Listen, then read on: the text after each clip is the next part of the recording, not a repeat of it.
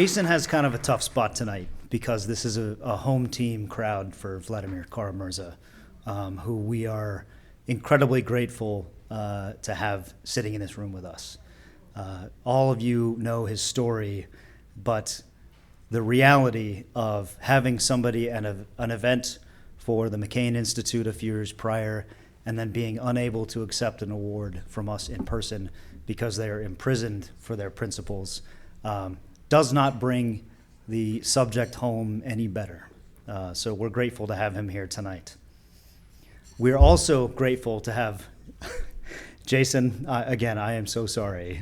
We spent all night talking about Vladimir, but Jason Rezaian, who I have come to know now over this evening, and his story is just as important.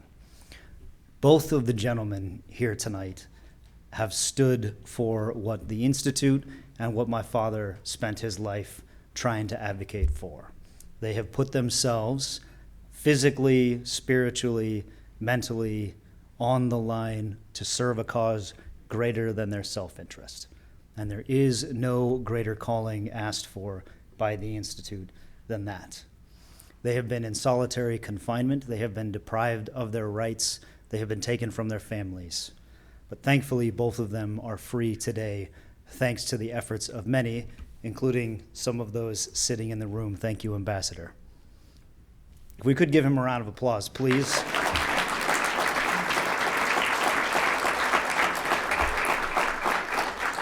He deserves it.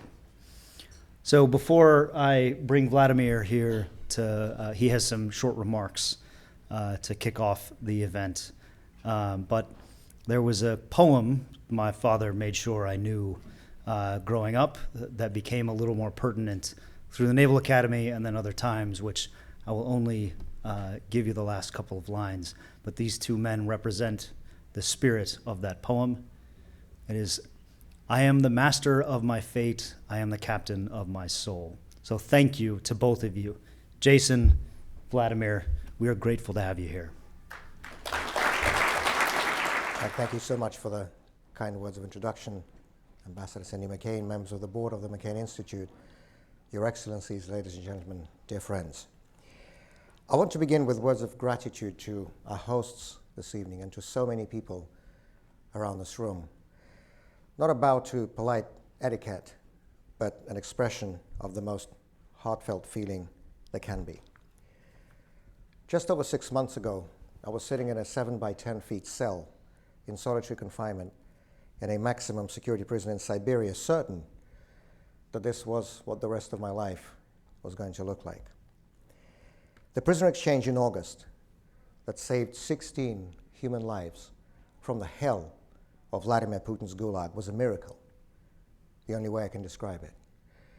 But it was in many ways a human-made miracle, made possible by the relentless efforts of good people in democratic nations, a wide coalition which included the McCain Institute, that never stopped advocating.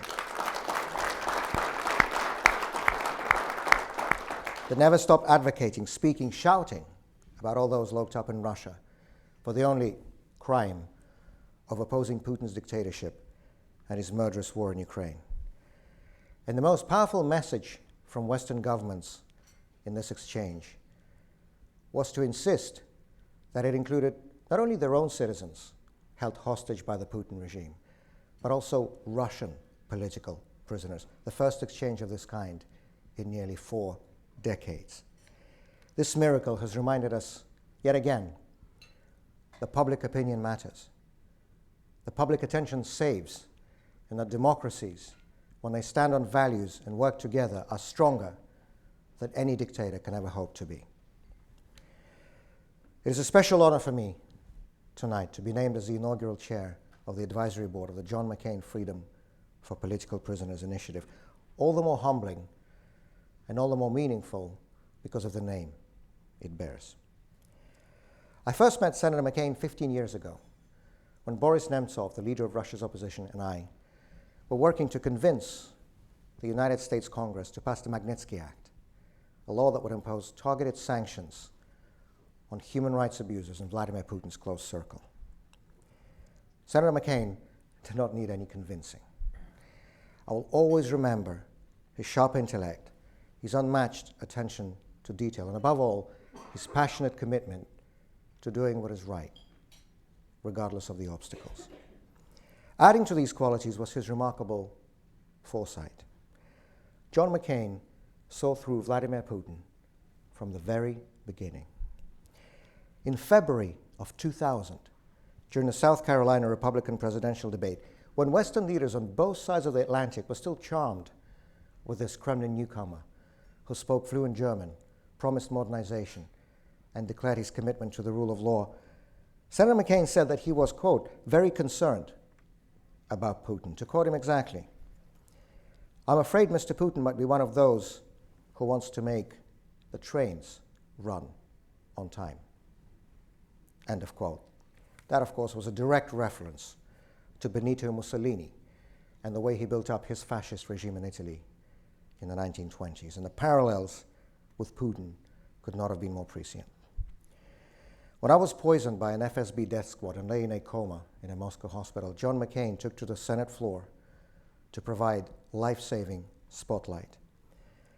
And after Boris Nemtsov was murdered on Putin's orders, a stone's throw away from the Kremlin, 10 years ago this month, the senator helped us with the initiative to commemorate him with a street designation in Washington, D.C. The Russian embassy to the United States now stands on Boris Nemtsov Plaza, thanks to one of the last legislative measures co-sponsored by Senator John McCain.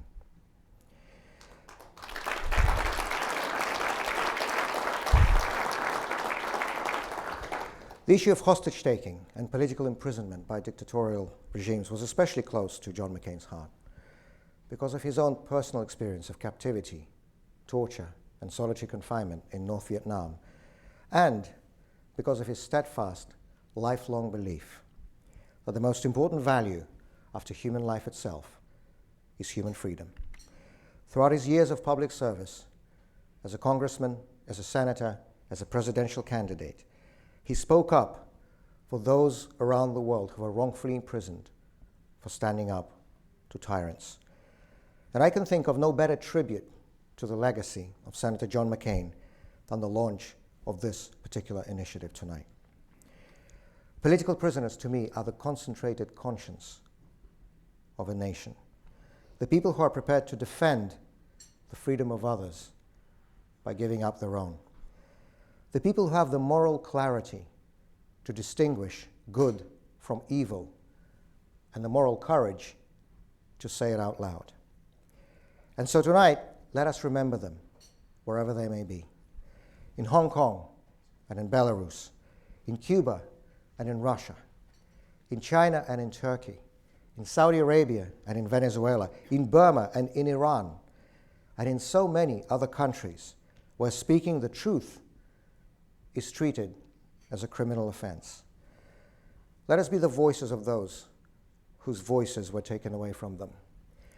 And let us work towards the day when the shameful practice of political imprisonment is finally consigned to history books. This goal may sound overly optimistic or even impossible. The same was once said about achieving women's suffrage, ending racial segregation, or securing religious tolerance. Just a few decades ago, democracy seemed as distant in Spain, Brazil, and South Korea as it now does in the countries I've just mentioned. They too were once dismissed as hopeless and unfit for freedom. But time has set everything right. It always does. Because as Senator John McCain once wrote, we don't build walls to freedom and opportunity. We tear them down. I have no doubt that the future belongs to freedom. Let us work towards that future together. Thank you very much.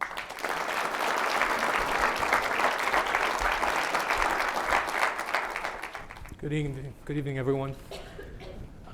It's really an honor and a treat to be here tonight for a lot of reasons, and I want to thank the McCain Institute, in particular, Ambassador McCain and Jack. I don't think I've ever told this story publicly before, but when I returned from captivity in Iran, as a good journalist, I wanted to report out my own story. of what had happened to me. I think this is a common thing that many of us do when we come home. And one of the things, and it might sound a little petty, but put yourself in our shoes for a minute. You want to know who did what and who didn't do what. And something that came back to me multiple times was that Senator McCain had offered to come pick me up in Iran, offered this to President Obama. I never had the chance to thank him for that, but it's had a profound impact on me, and it's been a great honor to get to know members of the family and be involved in the Institute. So thank you for having me.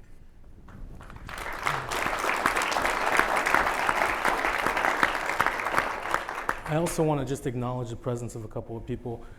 My colleague from the Washington Post, Natalie Freeling, who works with me on press freedom initiatives. She and I, there's a lot of lows in the work that we do, a lot of tough days following cases of imprisoned colleagues around the world. But there's high days too, and this is really one of those. So it's wonderful to be able to meet you finally in person and be here together. And I also want to send a shout out to my friend, Ambassador Roger Carstens, who I think embodies the bipartisan spirit that is so essential, so necessary, so represented by the legacy of Senator McCain, and so missing right now. So I hope that that this is a big part of our future and not part of our past. Thank you for being here, Ambassador.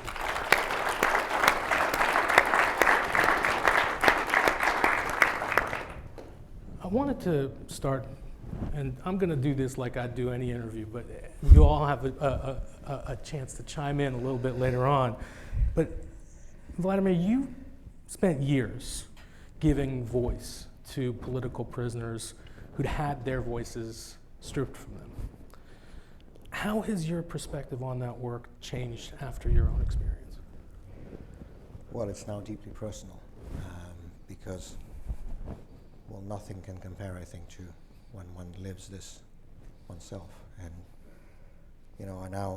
it's now been 6 months since the exchange, and I still wake up every morning thinking about all those who are left back in the Putin Gulag, all those who still have to wake up at 5 o'clock in the morning to the sound of the Soviet national anthem on the radio, still have to attach the bunk to the wall and spend that long and empty and meaningless day, just walking in a small circle around the cell. It's sort of an old platitude that you can't really understand something unless you experience it, but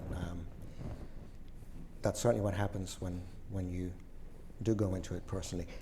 Just one example, I've spent many years before my own prison experience advocating on behalf of political prisoners in Russia and Belarus and many other countries, but mostly in Russia, of course.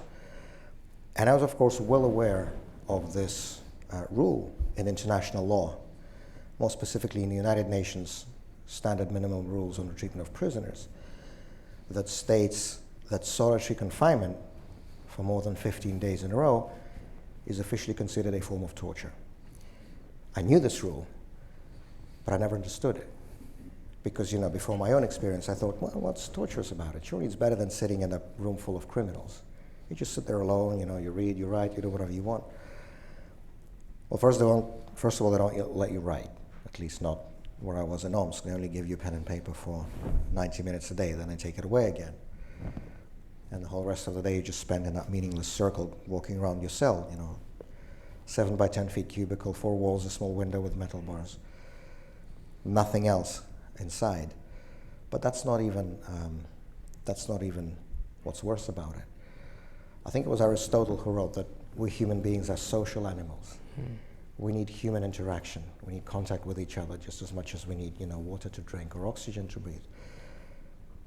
And when you are just completely deprived of any human contact, when you cannot so much as say hello to anybody, to another human being, well, your mind really starts playing tricks on you. When you just sit day after day, week after week, within these small 4 walls, you have nowhere to go, you have nothing to do, you have no one to speak to.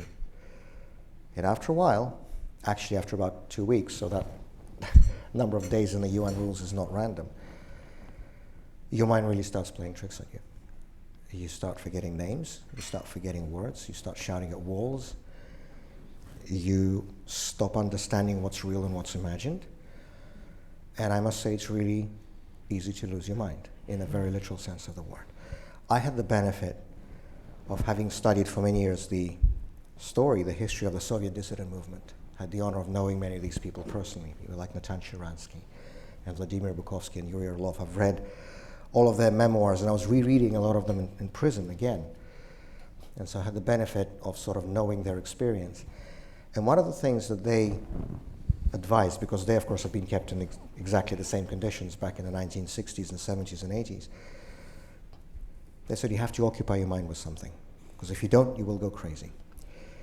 And one of the best things, they said, for that is to try to learn a new language. So Vladimir Bukovsky, for example, learned English when he was sitting in Vladimir City prison. Natan Sharansky worked in his Hebrew. Soviet political prisoners who were Roman Catholic tried to learn Latin, and so on. So I made the prison administration to order me a Spanish textbook from a local bookstore.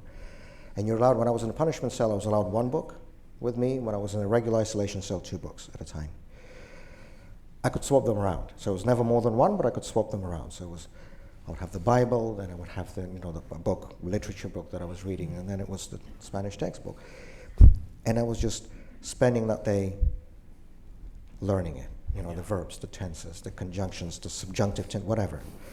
Because when you just sit alone all the time, it's very important to give yourself something useful to do, so that every time you go to bed, because one of the most horrible things in prison, as I guess I don't need to tell you, is just watching the time of your life meaninglessly go by. Yeah. Day after day, week after week, month after month, and you do nothing. You just waste that time.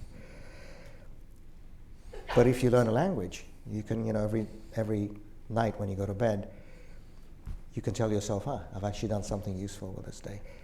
And of course, I never thought I'd be able to use it. I was convinced I was going to die in that Siberian prison, so I thought, in the best case, if I do go mad, at least I'll be able to shout at walls in a perfect Castilian dialect.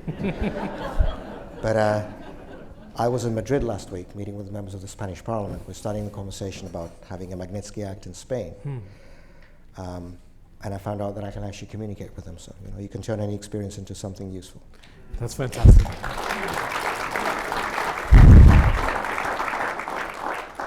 I wanted to ask about solitary confinement, but I think you painted maybe the best portrait possible. And I don't think we need to go there anymore, but I want to talk about books.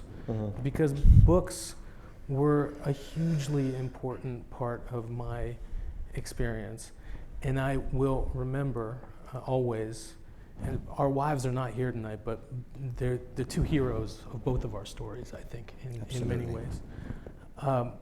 I requested, when I was brought out of solitary, books. And my wife brought me what she thought I would want. Right?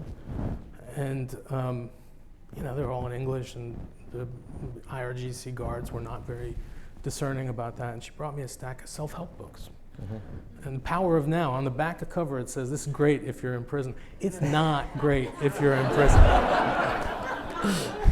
And what I told her was that, what I really want is anything you can find on the shelf about injustice, Orwell, Catch-22, some books that I read in high school, some that I hadn't, To Kill a Mockingbird. And the one that really stuck out for me was Gulag Archipelago. The characters, the prosecutor, Korolenko, I think was his name, my judge was the same friggin' guy that I was dealing with in Iran, right? Who was then arrested and shot himself, as you know. Exactly. Right. So it's just, talk a little bit about books that you were able to read and maybe things that you reread and new insights that you gleaned from them. Books really, really helped. And I was reading and rereading a lot of books in prison that read completely differently when you're in a situation, because I was basically living inside those books. And that was a mind-boggling experience in itself. I was reading a book, let's say, by Vladimir Bukovsky, To Build a Castle, which is an amazing book, by the way, for anybody interested in 20th century Russian history. To Build a Castle by Vladimir Bukovsky is an absolute must to have on the bookshelf. I was rereading that. And it felt really weird to live inside this book. Yeah. What was good was that I knew the ending as well. We knew what happened to the Soviet system. And more generally, I have to say that my education, my background as a historian, perhaps never came as useful to me as it did when I was in prison. Because it's really good to know how this will end. But I was reading a lot of Solzhenitsyn, The First Circle, One Day in Life of Ivan Denisovich, the Gulag Archipelago, all of it from beginning to end. A lot of Bukovsky, Sharansky, Alexander Podrobinnik, all these books by Soviet dissidents. What's astonishing, by the way, and this is really, gives you the image of how Kafkaesque the current Russia is. All these books were in the prison library. Right. I just took them from there. Yeah, the trial. I read the trial on trial. And Kafka too. Right? Yeah, it was in the prison library. Yeah. I don't even know. I mean, one of my cellmates said this before I was in soldier still in Moscow. Thankfully, these guys are idiots. They don't know what these books are. That's the only reason they're in the prison library. But I did read a lot of them, and they do read completely differently. And in the case of Solzhenitsyn, I think the best place to read it is in prison. Yeah. You know what I mean? Yeah, totally. And on Solzhenitsyn, I just can't resist to tell the story. When I was still in pretrial detention, the way obviously Russia under Putin doesn't have the rule of law, but they're very strict about following these meaningless bureaucratic procedures. So every 2 months, when you're in pretrial detention, they have to bring you to court, and sort of the court has to revalidate your pretrial detention. Obviously, everybody knows how this is going to end. It's totally meaningless. It's just a really tiring day when you drive around these paddy wagons and walk around in handcuffs, and it's just, everybody hates this, but you still have to do it. But there's this legal procedure when the pretrial detention is being extended. When people, usually prominent people, will bring letters of personal recommendations to the judge, so to personally vouch for this prisoner, saying that, we can vouch that he or she is not going to escape, that you can release them on the house arrest, you don't need to keep them in prison, and so on. And of course, again, in practical terms, this is totally meaningless, but it was just, it's a matter of pride for me, something to boast to the kids about, the kinds of people that had these personal recommendations for me, people like Yuri Shevchuk, Andrei Makarevich, legendary Russian rock musicians, and just, it's almost worth going to prison just to have these people's personal letters. But one of the people who signed these personal recommendation letters for me was Natalia Solzhenitsyn, the widow of Alexander Solzhenitsyn. And she would write it. She's still technically a member of the Presidential Council on Culture in Russia. And she would sign the letters of recommendation for me on the official Kremlin letterhead, because she has a right to. And you should have seen the facial expression of the judge when my lawyers gave this to him. He was looking at, because he just received a phone call from the same place saying that this guy should be in prison. And there she was, writing on the same letterhead saying that, I vouch for him, please release him, and so on. Obviously, it didn't affect the results in any way, but it provided a major source of amusement while sitting on these conversations. I think you have to maintain a real sense of humor for the farce. Varlam Shalamov, who's the other, next to Solzhenitsyn, one of the biggest writers of the Soviet Gulag in the 20th century, he wrote that for as long as a prisoner maintains a sense of irony, he remains a human being. 100%. And that's an absolute must in prison. Yeah, I think I don't miss that much about prison. Why is that, I wonder? the time every day to read books and my prison body are pretty much... you know what, I'd second that one. I lost 50 pounds when I was in prison. Me too. I gained it all back. Unfortunately, it's all back, yeah. Solzhenitsyn writes about this too. Do you remember in the Gulag Archipelago? He said he was always laughing at all these Communist Party officials who would spend so many efforts and so much money in these exclusive party sanatoriums, trying to sort of lose. A few days in the joint. That's what he said. Yeah. He said 2 or 3 weeks in a Gulag, you lose it all. So I think we can both recommend it, right? 100%. Yeah. It's the most effective diet in the world. No question about it. I sometimes tell people that if you haven't spent a significant period of time in prison, that you've sort of missed one of the essential human experiences. Right. I don't recommend it, but it's almost as though that you just can't really know the value of freedom unless you've had it and then it's been taken from you. Absolutely. That track? Yes, Yeah. absolutely. How do you, in these first few months, communicate that to people? Well, first of all, I have to disclose the subject of our conversation with Jason before this panel. He's been out of prison for 9 years, and I asked him, how long did it take you to fully transition back to normality? And Jason said, when it happens, I'll let you know. It's been 9 years for him. It's only been 6 months for me. But jokes aside, though, it's really difficult. And a lot of people write about this. Subakovsky writes about this, how difficult it is to actually readjust back to reality. And what's really difficult is, in my case, was not to have any transition at all, really, because there were 16 people in our exchange. 8 of them were Russian political prisoners. But there were only 3 in the whole bunch who are actual politicians. It was Andrei Pivovarov, Ilya Yashin, and myself. And like the others, we don't have the luxury of just disappearing. And as I mentioned, I wake up every morning thinking about all those who are still left behind. We have to speak for them now. We have to be their voice. We have to advocate for them. So there was not an option of just disappearing and going nowhere. And I have to say it's emotionally pretty difficult to go from solitary confinement in a strict regime prison in Siberia to traveling to 4 or 5 different countries every week, which is what I'm doing now. It's difficult. It's difficult for the whole family too. For our 3 kids, it's really difficult. But you know, we'll get there. We'll overcome this. We've been through tough situations before. This is actually much better than than what happened previously. In one of the first pieces that you wrote for the Post after your release, you wrote, quote, "Few things should be more important for a democracy than human life." Mm-hmm. There's a lot of pushback against the kinds of exchanges that led to your freedom, led to my freedom all those years ago. But what does it say about the value of human life in a democracy that, you know, these governments are willing to go to these lengths to bring people home? So just a bit of context. For our exchange to happen, the German government had to release an FSB assassin, somebody who was named by several media outlets as Putin's personal killer, who's been working for him for 3 decades. He'd murdered the Chechen separatist commander right in the middle of Berlin, in broad daylight. He was given a life sentence in Germany. And there was a huge resistance, understandably, from within the German government and German society to releasing this guy. And the German government and Chancellor Scholz have had a lot of problems and a lot of criticism in the media for that decision.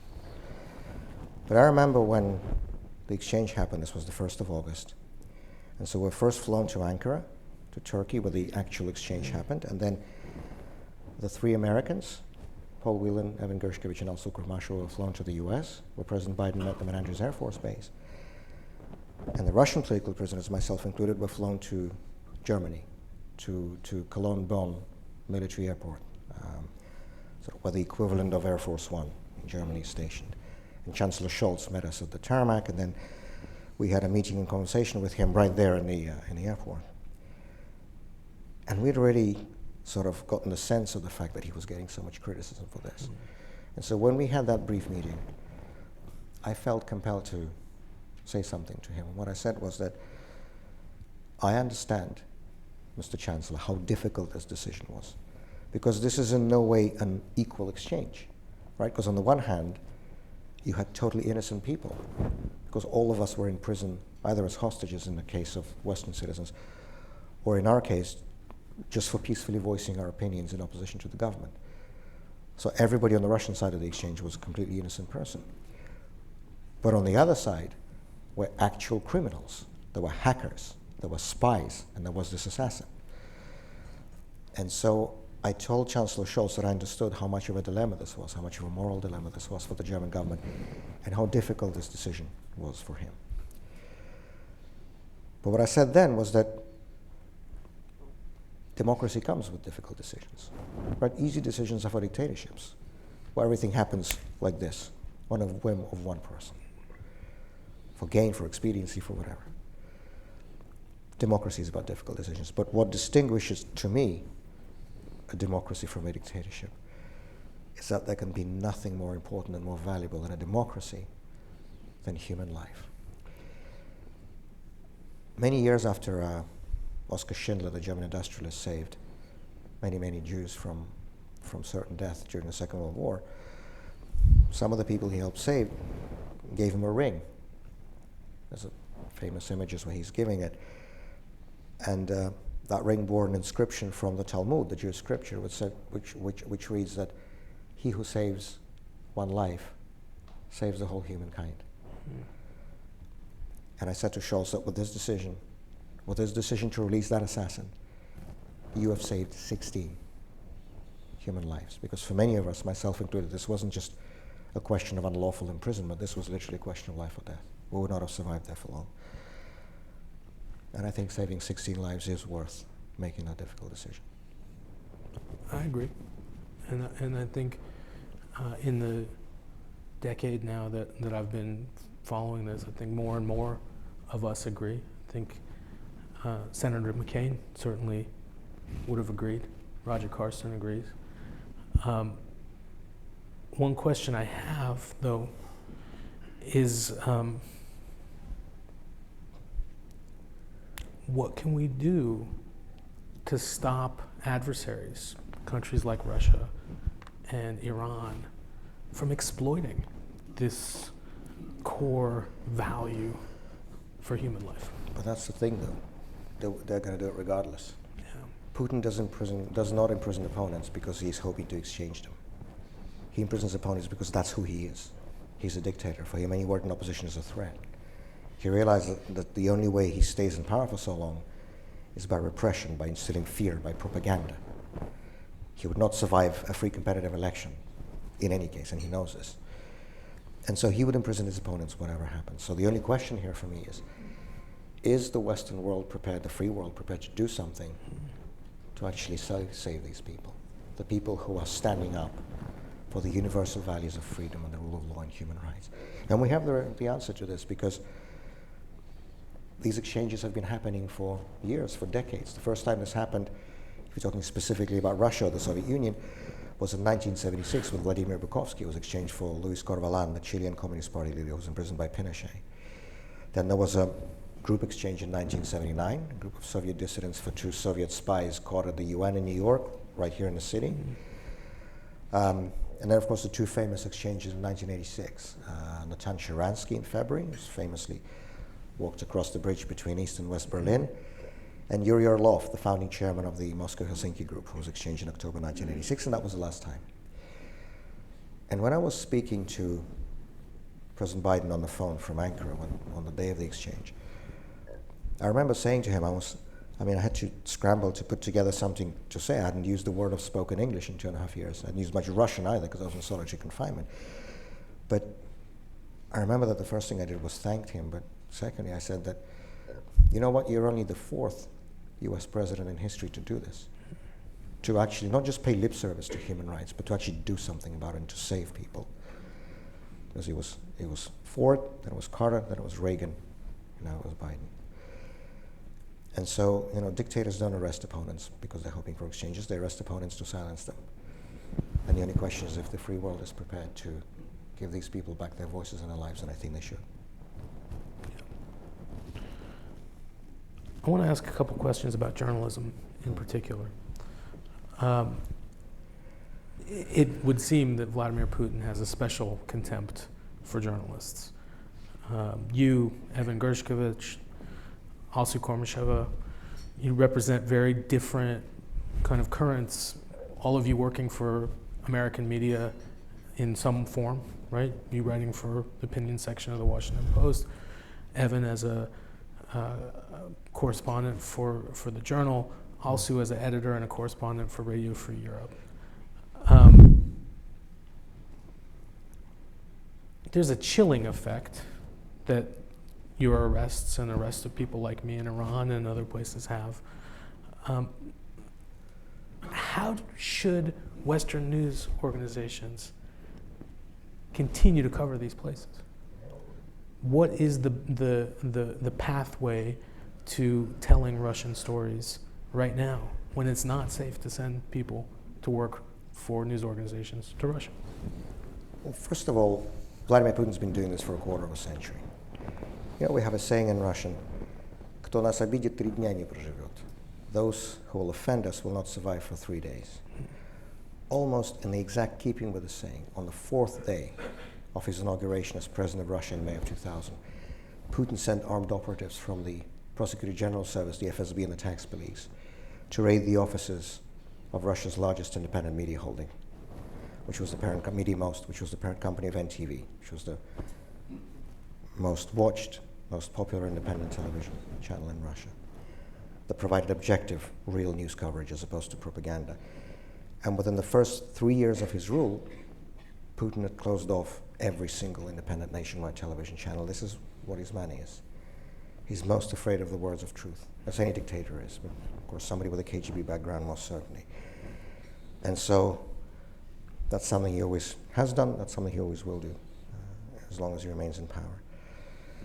But as we both know, the profession of a journalist carries a lot of risks, a lot of dangers, but also it carries a very important overarching mission of telling the truth and giving people the information. And so I have to say, as a journalist myself, I was very disheartened to see in the first days of the full-scale invasion of Ukraine in 2022, most Western media companies just pulling out the journalists. It was really, I mean, then why are you in this profession? This is what you're supposed to do. You're supposed to stay on the ground and tell people what's happening. But this made me all the more appreciative and all the more grateful for those journalists who have stayed, and there are many. When my trial was going on, and the trial itself was totally closed, like in Stalin's time, nobody was allowed in, but for some of these extensions of arrest and pretrial detention, or for the announcement of the verdict, people could come in. And it was really important for me, to sit in that metal cage in the court and see, for example, Steve Rosenberg, who is the Moscow bureau chief for the BBC, or to see journalists from ARD, the Channel 1 of German television, or Süddeutsche Zeitung, and all these big, Western media publications. They're still there, and they're still doing their professional duty, and they're still reporting what's happening on the ground in Russia to the entire world. And to me, that's what the professional journalist is all about. So not everybody is left, and it's important to say that. You and I have the opportunity to work for a couple of editors at the Washington Post, Fred Hyatt, Christian Karl. Jackson Deal. Jackson Deal. Washington Post has had our share of attacks for journalists doing their jobs. You are the latest. And I shared with you earlier today, I want to share with the folks here tonight, when Vladimir's Pulitzer was announced last year, it was really one of the most emotion-filled moments that I've experienced in my years with the Washington Post. An acknowledgement of an incredible body of work delivered to us from a prison cell, and that all of the people who were kind of the inspiration for that weren't with us. It was a moment that hit hard. So to be able to be here with you in person right now is incredibly meaningful for me. So thank you for that. Actually, if I might interject just for a second, of to course. me this was the most surreal moment ever, when last May my lawyer came to see me on his weekly visit, and we were sort of locked in this tiny small room with a glass separating me from the lawyer who was sitting on the other side. I was sort of escorted in there by the 2 guards that locked me in. The lawyer came in. I was sitting in this special regime prison number 7 in the city of Omsk in Siberia. And the lawyer said, "Well, you won the Pulitzer Prize." And it sounded like, he was talking Chinese to me, like something from a different planet. I mean, nothing could be further from me than the Pulitzer Prize at that moment. And I could never imagine that I'd be able to receive it in person, but I did last October here, actually, in New York City. That's incredible. It was just amazing.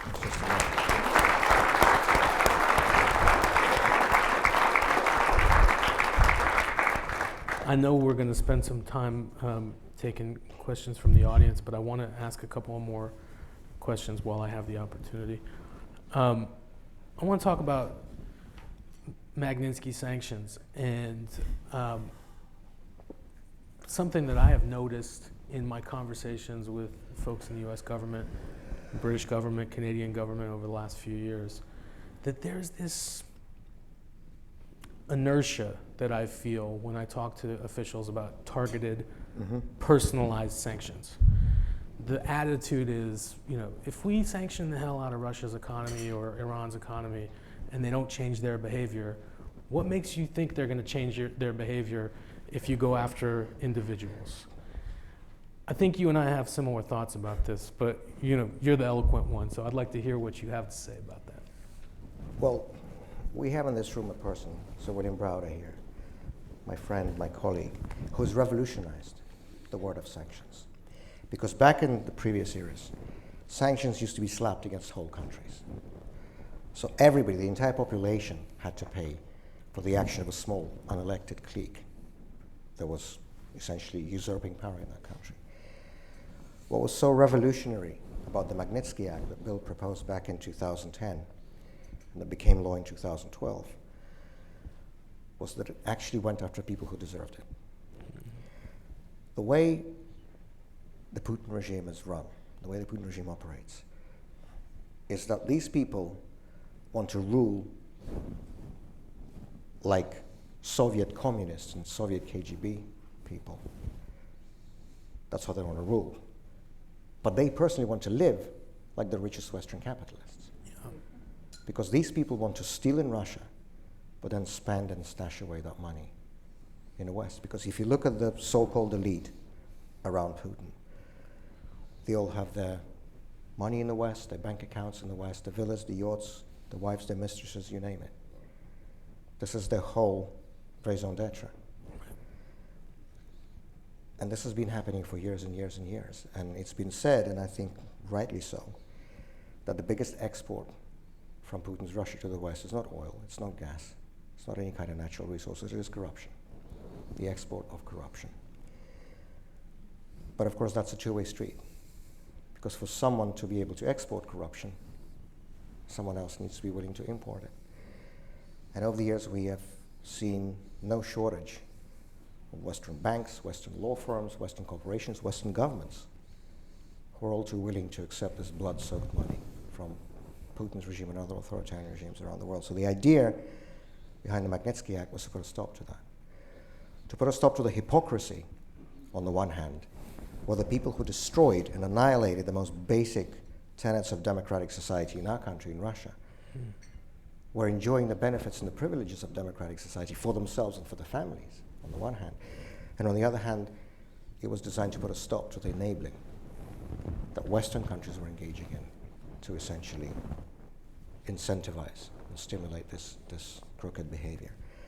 And the idea behind the Magnitsky Act was very simple, that those people who are personally, based on corroborated information, who are personally responsible for corruption, for human rights abuses, for violations of the rule of law, and so on, these people would no longer be able to own assets, travel to, use the financial and banking system, and do business in democratic countries that pass this legislation. And this is the only thing that gets the attention of these people, because that's all they care about. All they care about is their wallets. Jason, you talked about general sanctions. General sanctions are actually a gift for dictators, certainly in the case of Russia. Because for years and years and years, the Putin propaganda machine has been trying to convince the Russian people that all Westerns are Russophobes, so they hate all Russians. That's been the message. And some of these general sanctions that we're seeing in the last few years, for example, when some countries on the eastern flank of the European Union just flat out ban all Russian passport holders from traveling, flat out ban all Russian cars with Russian number plates from coming in, just close their borders. How does that hurt Putin? He's not going to drive in Estonia with a Russian number plate. Yeah. Do you know who he does hurt? Human rights lawyers, independent journalists, civil society activists, because we also have Russian passports. And now we cannot go in. I mean, to me, I don't think it's acceptable in the 21st century to discriminate against somebody based on the color of their passport. That's not okay. But that's what some of these Western countries are doing. And Putin is loving it. When I was in prison, I was unfortunately daily exposed to this propaganda on the radio that was attached to the wall of my cell. And every time, another Western country would impose sanctions like this, they would have a field day. They would love it. You know what I don't love is when their own bank accounts are being frozen, when their own visas are being cancelled, when their own kids are no longer allowed to study in these Swiss or British or American schools. And those are the sanctions that need to be imposed. I'm absolutely convinced that if we didn't have so many obstacles, so many problems on the way to getting the Magnitsky Acts passed, if those personal sanctions had been introduced back in 2010, when we wanted them to be introduced, the war in Ukraine would never have happened.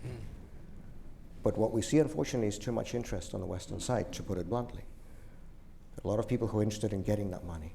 And it's easier to impose these blanket sanctions to pretend that you're doing something, as opposed to going after the people who actually deserve it, but also removing your own financial interests in the case. So the personal sanctions are the only ones that work. And in these 6 months that I've been out of prison, I've been catching up on 2.5 years worth of information vacuum, and I've been astonished by the fact that these personal sanctions are implemented, not effectively would be the understatement of the year. Right. When I see, examples such as Putin's grandniece, Anna Tsivilieva, who is the daughter of his niece, who serves as the deputy defense minister of Russia while the war in Ukraine was going on, he's still freely able to travel around the European Union. When I saw the fact that the wife of Timur Ivanov, the Russian deputy minister of defense, while the Ukraine war was going on, was living in her apartment in Paris, how is that possible? Just a couple of months ago, the son of Vladimir Artikov, who is the number 2 person at Rostech, the Russian government corporation that provides all the armaments and all the military equipment in use in Ukraine, his son just took his girlfriend out on a nice weekend in Milan at La Scala. How is it possible? These are the sanctions that should be implemented and enforced. When Boris Nemtsov and I were meeting with these members of Congress and trying to convince them to pass the Magnitsky Act, because of course the Kremlin propaganda machine had this whole campaign going, this is an anti-Russian law, quote unquote. Boris Nemtsov will say that this is the most pro-Russian law ever passed in any foreign country, because it targeted the precise people who steal the money of Russian taxpayers and who abuse the rights of Russian citizens. And Boris Nemtsov had this principle, which he would always invoke when we would speak to members of Congress about the Magnitsky Act. Страну не трогать, негодяев наказывать. Don't touch the country, punish the scoundrels. That should be the principle, and we're not seeing enough of it. My last question before we open it up to the audience. As a historian, it'd be valuable for us to have your perspective on lessons that we can take from Russia and what we're seeing play out here in the United States right now. Well, first of all, let me say I'm not an American citizen. I think you've had enough Russians meddling into your domestic politics in these last few years. I don't want to be one more. But I'm not dodging the question. I think that it's very important to be vigilant. I think it was President Ronald Reagan who said that freedom is never more than one generation away from extinction. I think people shouldn't take it for granted. People shouldn't think it's guaranteed. People shouldn't think that nothing is going to happen to it. And I think it's important to stand up for and defend and protect those freedoms and those rights that people have in this country, because that's something to cherish and that's something to value.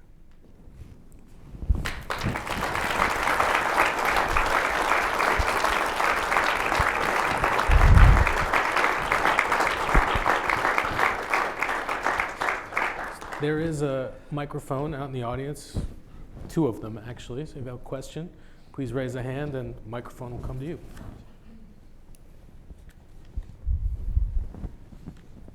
Hi, Jason. Hi, Vladimir. Can you hear me? I mean, I'm perfect. right in front of you. So thank you so much for that really enlightening and really touching talk. I'm curious to hear both of your views actually on how you think the Ukraine-Russian conflict is going to evolve this year under President Trump. As we know, I think this year's people looking to see something happen, whether it's some kind of peace deal. I know that Ukraine has been sort of frozen out of the discussions that US-Russia are having. So what does that look like for Ukraine, and what does that mean for the future of the region? I'll let you go. Well, in these last 2 weeks that have passed since inauguration, there have been a lot of media stories about the initial contacts between Washington and Moscow. There have been stories about a preparation of a phone call and a summit. Then literally today, there were stories that all that is left to decide is the location of the Putin-Trump summit. It's going to be in Saudi Arabia or in the Emirates. That's the story I read this morning. So it's clear that there will be some sort of a move for a settlement, a ceasefire, whatever you want to call it. It's not going to be a peace deal, because a peace deal is something permanent by nature. It's not going to happen this way. But what's really important in all of this to me is actually what has been the subject of a very rare joint appeal last week by Ukrainian and Russian human rights organizations, human rights NGOs. They've launched together a campaign called People First. And the aim of this is to make sure that whatever peace or ceasefire settlement is signed, it has to include the liberation of everybody, hence People First. The liberation of all Ukrainian prisoners of war, that goes without saying. The liberation of Ukrainian kids, hundreds of whom are being held in Russian captivity. Kids, children, literally children. The liberation of civilian hostages. That's a category that's not provided for in any international legal documents. You know, the Geneva Convention, the additional protocol, there's nothing about civilian hostages. Now, prisoners of war, yes, that's a recognized category. But there are thousands of Ukrainian civilians who are being forcibly held by Putin's forces. They all have to be released. And also, what's really, really important, any such peace, ceasefire, whatever agreement has to include a provision on the release of Russian political prisoners who are jailed because of their public opposition to the war. In the first days after the full-scale invasion of Ukraine, Putin enacted several new clauses to the criminal code which criminalized not only opposition to the war, but actually calling it a war. I mean, that's the Orwellian nature of a Russian state. You cannot call a war a war. If you do, you go to prison. And today in Russia, we have the highest number of political prisoners in the modern era. We have more political prisoners in Russia today than there were in the whole of the Soviet Union. So that's 15 countries put together in the mid-1980s towards the later period. And of course, the fastest growing category on that list are those Russian citizens who have publicly spoken out against the war in Ukraine. And for so many of them, it's not only a question of unjust and politically motivated imprisonment, although that in itself would be unacceptable, but it's actually a question of life or death, as it is, for example, for Alexei Gorinov, a Moscow municipal lawmaker who was the first person to be arrested for his opposition to the war. He came to his council meeting. He was a municipal councillor in downtown Moscow, and he called for a minute of silence for Ukrainian children killed by Russian bombs. He got 7 years in prison for that. Maria Ponomarenko was a Siberian journalist who made 2 Facebook posts about the war. She got 6 years in prison for that. She's being tortured, not physically, but mentally. She's not allowed to speak to her 2 daughters. She's being subjected to forced psychiatric, quote-unquote, treatment. This is far back to the worst practices of the Soviet times. For her, it's a question of life or death. And I can, you know, if I were to name every name of that list, we'd be here for 3 hours. But the point is that these people are just as much hostages of this war as the Ukrainians are. And it was really heartening to see not just Russian but Ukrainian human rights organizations call for the release of these people. There's a precedent for this, which is actually a US-based precedent. Back in the early 50s, during the negotiations of the ceasefire in the Korean War, the basic points of the ceasefire agreement were ready by 1951. But the ceasefire, of course, as we know, was not signed until 53. So what happened in those 2 years? All those 2 years, there was a standoff, an argument over a clause that the US insisted on, first the Truman administration and the Eisenhower administration, that all those Chinese and North Korean prisoners who did not want to go back to their countries and be killed or sent to the gulags, they should have the right to opt out and not to return. And only when everybody realized that the US is not going to relent on this point, that point was included and it was agreed and the ceasefire was signed in 1953. It has to be the same here. There cannot be any ceasefire agreement without a provision for the release of all Ukrainian POWs, all Ukrainian civilian hostages, all Ukrainian kids, and all Russian political prisoners who are only jailed because of their opposition to the war. I think the free world has no right to forget about these people. Thank you for the question.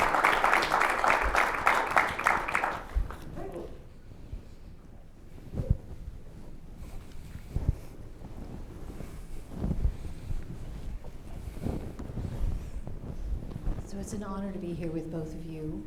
You're incredibly courageous. But there's another Washington Post journalist who's missing from this stage, and that's Khashoggi. And I think the question is, how do we hold states accountable who don't release journalists who are held as hostages? Yeah, I can start. I mean, look, this is a big part of the work that we do on the press freedom initiatives at the Post. It was really started with the murder of Jamal Khashoggi. Jamal and I worked in the same tiny little section that Vladimir wrote for as well. So, had the opportunity to get to know him in the last months of his life, and this continues to be sort of beyond criminal, what has happened or not happened in the quest for justice. I think for me, what was quite astounding during the Biden administration was the early signals that they would not kind of make amends with the Saudi regime, and they did very quickly.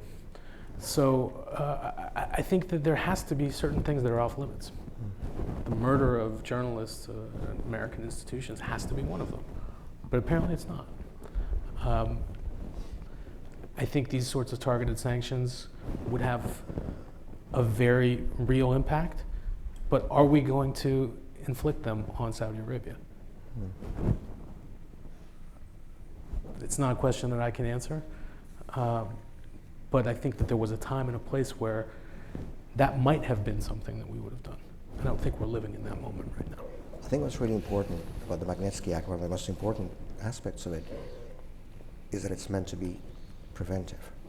It's not meant just to bring accountability to people who are responsible for already committed human rights abuses. It's meant to deter people who would think about doing it in the future.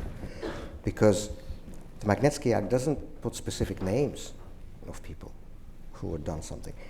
It's not pinpointing specific cases that were examples of human rights abuses, like clearly the Sergei Magnitsky case, but it contains general criteria of what kind of people will be put under sanctions if they do this. And to me, this is one of the most important features of the Magnitsky Act, is that it's open-ended. It's meant to deter. And I think countries should be more serious in implementing it. And second, what Jason said about the attitude of the US administration, which basically, ended up being not much more than just words. Well, and I think when we have these situations, something that we have to recognize, State Department has done a pretty good job, for example, in creating a D designation for countries that wrongfully detain Americans. But they are the countries that you would assume would be on that list. Saudi Arabia detains Americans at a similar clip to Russia, Iran, China, and Venezuela. They're not on the list because they're our friend. And its own journalists and its own bloggers and everyone. And so, I think that, we have to redefine what friendship looks like. Right. Might be part of it. And it has to be a single standard for human rights abuses in whichever country they happen. Exactly.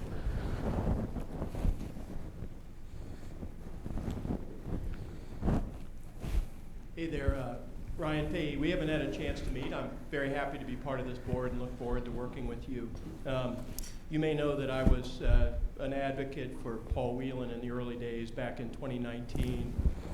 And one of the early challenges in that environment, one in which we face again, was getting people in the US Congress to be critical of what was happening in Russia. The politics of all of that was extraordinarily complex. And and I have to say, it was really an amazing thing to watch your kids and your wife standing there in the Oval Office. Very emotional for me. To show them what real courage was. You didn't seem super thrilled to be released, because I know you were letting something go, and it was a meaningful moment. And sorry, but when we think about courage, you seem to be one of the people that are very uniquely placed to do something here in terms of the way the administration today is going to do something to further the cause here. And I just wonder, this is on your shoulders, I know, but I'm hopeful that you'll engage, and I'm just wondering about your thoughts around how to take this special charge that I think you have to carry it all forward. Thank you. Thank you so much for your kind words, first of all. And you know what? It's not courage, it's stubbornness. And we have to be. That's a job requirement if you're in the Russian opposition. But seriously, though, I think it's one of the most important things we can do is to save lives and to liberate human beings who've been deprived of their freedom. And this has been done in the past by administrations of both political parties. This has been done by very different people. And so I'm certainly not going to have any prejudices or any sort of interminable limits with whom I will work and with whom I won't work. I think the goal of liberating wrongfully held individuals, the goal of liberating political prisoners, I'm happy to work with whichever administration, whichever government to make it happen. And as we very likely approach this coming peace or ceasefire settlement over Ukraine, I will certainly be engaging. I don't want to divulge too many details because there are some issues that like silence, and this is one of them. Because, for example, our exchange was not made public until it happened. And that's how it should be. Because too much publicity can, sometimes hamper these things, and that's the last thing we would want to do. But I certainly do feel that responsibility now, not just politically, but very deeply personally, for helping release those people whose only crime was to speak out against this murderous, aggressive war that Putin has unleashed against Ukraine. And I very much hope to see in the coming months and coming years more progress in whatever form or shape, whether it's an amnesty, whether there's more exchanges. I mentioned that the last time there was an exchange, a prisoner exchange that liberated not only Western hostages, but Russian political prisoners, was in 1986. And then it was ours in 2024, that's 38 years. Well, people who are in prison now in Russia don't have that time. Some of them don't have 2 or 3 years. We need to make sure that this is done quickly, and that's why I'm so grateful to the McCain Institute for launching this initiative, because one of the most important things we can do for political prisoners is keep their names in public attention. It sounds like a small thing, but it can be life-saving. Yeah. It can be life-saving. At the very least, it can make a difference between somebody being tortured or not, between somebody being held in horrendous conditions or a little better conditions. And when this is your existence every day, trust me, that makes a huge difference. It matters. And in the best case scenario, it can actually help liberate people, as it did with Jason and myself. Irwin Cotler, who was a former Justice Minister and Attorney General of Canada, one of the world's foremost advocates for human rights, once wrote that the worst nightmare for a political prisoner is to be forgotten. And I felt just how important that was while I was in there in Siberia. We have to do everything we can to make sure that they're not forgotten and to work for their liberation. And on this note, I just want to say how important it was that the Levinson Act created this position of the Special Presidential Envoy for Hostage Affairs. And one of the things that we've been working on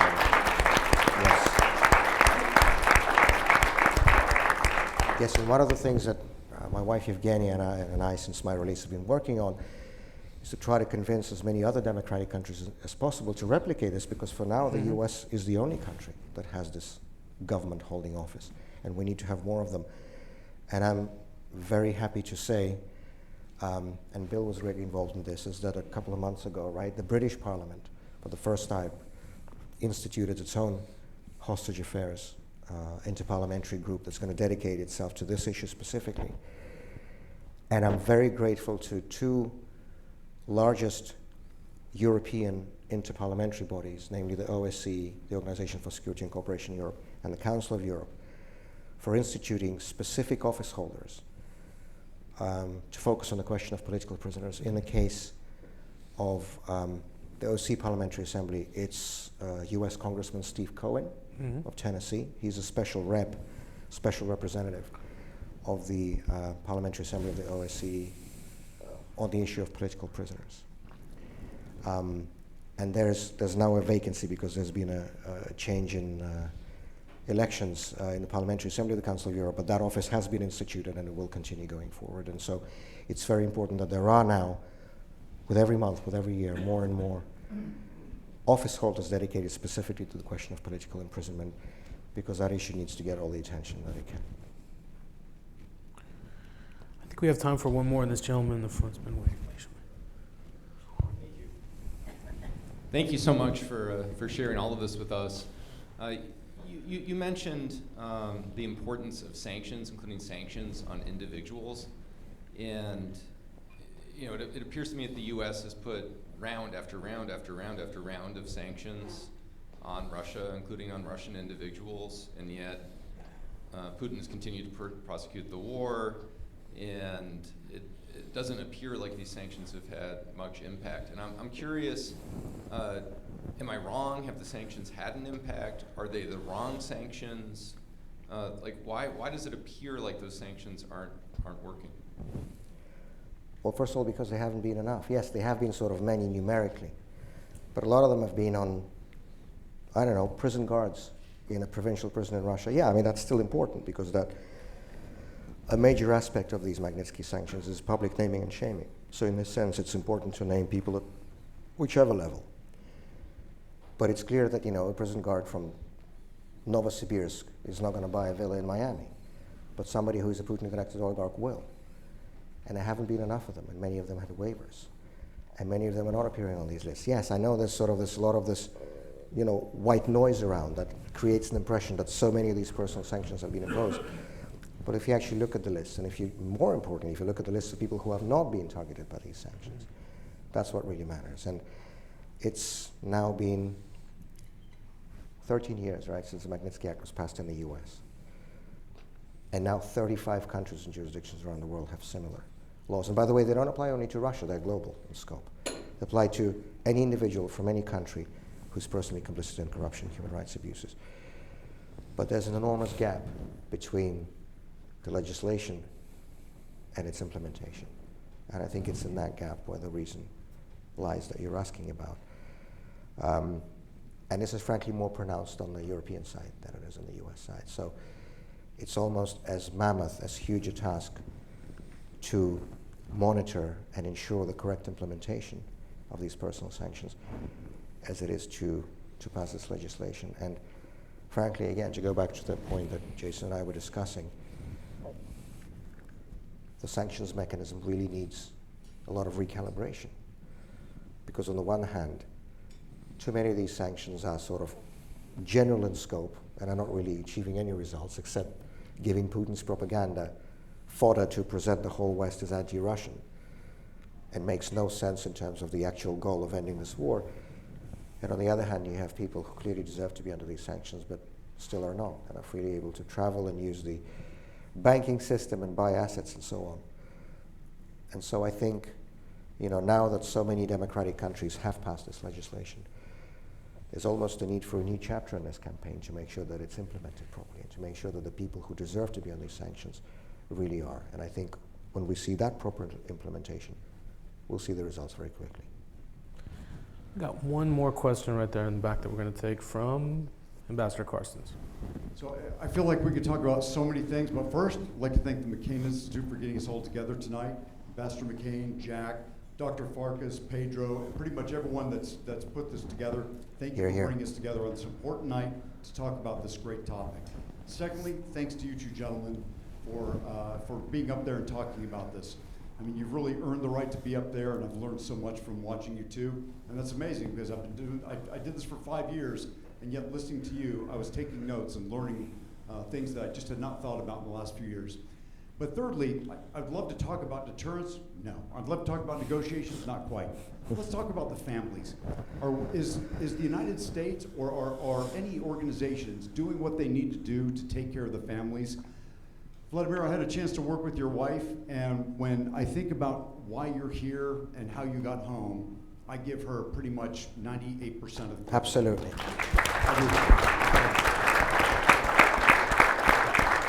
And Jason, I've met your bride, and she actually was in prison with you, and when I see the strength of that woman and the resilience that she has, it speaks well to how you're going through that recovery and how you both are doing this together. When I think about the work that the families have done to motivate us and the government to do the right things, to hold us accountable, to partner with us to come up with the strategies, I feel heartened. And yet at the same time, I felt like we're not really quite getting there in terms of supporting them giving them perhaps stipends, making sure that they're covered in terms of mental health care, physical care. Would you comment on where you think we are with the families and where we might want to go as we progress either as this country or I would say humanity writ large in taking care of those who are left behind, forced to advocate for their loved ones to come home? Can I go first, and then you'll have the last word? Of course. Thank you for the question, Ambassador. Look, I think we've come light years from where we were a few years ago, and we still have a long way to go. Is somebody from Hostage US here tonight? Yeah. There you go. I think I was the first case of someone who came home that Hostage US helped. And I can tell you the needs that I had, and I was somebody who had a massive amount of support from the Washington Post, from a family. Everything does start with a good family, right? The foundations of campaigns, all of it starts with the people closest to you, and they're putting their lives on hold to bring you home. But it takes a community of organizations and individuals. I think there's so much more we can do. We tried to pass some tax legislation, some of you might have heard of a few months ago. It's the Rezaian-Karstens bill. It's not really called that, but when I came home, I had about $20,000 in penalties and interest from the IRS because I couldn't file for 2 years. Strange but true, right? And so, we're working through these problems as wrongful detention unfortunately becomes more common, but we learn from each one of these cases, and I think that there's a lot we can do in terms of physical, mental health care, financial rehabilitation for folks when they come back. We're a small number of people, a couple hundred folks over the last 20 years, maybe less, but we represent something special in this country. And I think that everybody that comes back deserves all the help that we can give them. So thanks for that question. I'll let Vladimir close it out. Well, first of all, I want to thank you, Ambassador Karstens, for all the amazing efforts you've put in saving so many people. I don't think there's anything more important that any of us can do in our lives. And it's absolutely. Thank you so much. Thank you for everything you have done. And I fully agree with your kind words about my wife. Thank you for saying this. I remember a few years back I was filming an interview with Irwin Kotler, whom I mentioned, for a documentary about the sort of the Soviet period, and he said something I remember to this day. He said that in his experience, and he'd acted as international counsel for Andrei Sakharov, for Natan Sharansky, for Nelson Mandela, for other prisoners of conscience the world over, and he said that in his personal experience, the happy ending awaited those prisoners of conscience who had strong, dedicated wives who were fighting for them. And I am proof of the veracity of those words. And Evgenia was absolutely amazing, and she's the reason that I'm sitting here in front of you and not still in my solitary confinement in Omsk. And on your question about the families, I'll give a very practical answer. While I was in prison, I received a number of international awards, including the Pulitzer, but also the Václav Havel Human Rights Prize from the Council of Europe, several others, the Courage Prize from the Axel Springer Foundation, and so on, and many of them had monetary value. And we decided, Evgenia and I, corresponded by letters. I was not allowed to phone home when I was in prison. We corresponded by letters, and we decided that all this money that was coming with these prizes, we would put into setting up a foundation that would help specifically the families of Russian political prisoners, because so very often the loved ones, the families, would lose not just someone very close to them, but also the main breadwinner. And we decided that if we can at least take that one small worry out of their minds, how are they going to feed their kids every evening? And that's already going to be something important. And so we set up this foundation called the 30th of October Foundation, 30th of October being the International Day of Political Prisoners, to help the families, focusing specifically on families with young children or disabled elderly parents. And when we started this 2 years ago, we had, I think, 8 or 9 families every month. Now we're up to 40, and we want to make sure that we increase this. And I'm hoping that others in other countries will replicate this experience, because, and this is, by the way, not something we thought of. This was happening back in the 70s with Alexander Solzhenitsyn's foundation, with Yelena Bonner, the wife of Andrei Sakharov, who set up a foundation to help families. This is something that's been, the tradition going back decades. And it's something that I feel is really meaningful and really important. And as we wrote in the mission statement of the 30th of October Foundation, our most important goal is to cease to exist, because there will no longer be political prisoners in Russia. But while there still are, we're going to do everything that we can to make sure those families are not left alone.